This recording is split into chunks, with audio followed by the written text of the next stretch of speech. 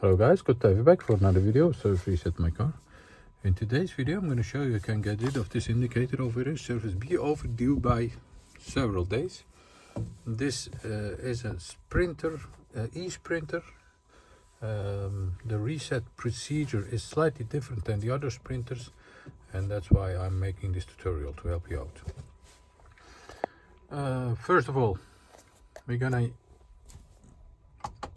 have the ignition on to the first position with the trip odometer over here.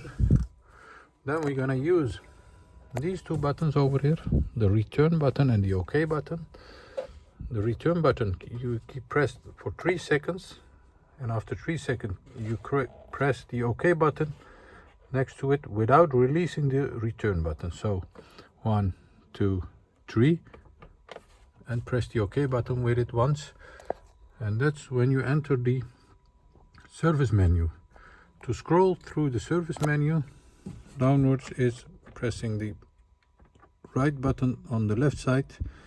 We're gonna use to assist plus. To enter assist plus, press OK. Then it tells us to switch on the ignition to the second position. Press the start button once.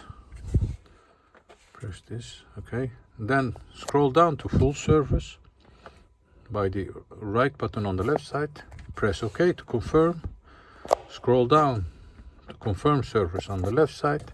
Press OK to confirm. Service carried out. Press the left button on the left side to go to the right. Press the OK button. Another confirmation with the left button on the left side. Press OK again, and you'll see that the full surface is completed.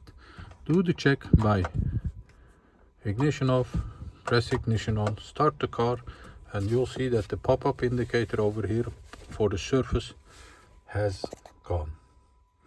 This was a Mercedes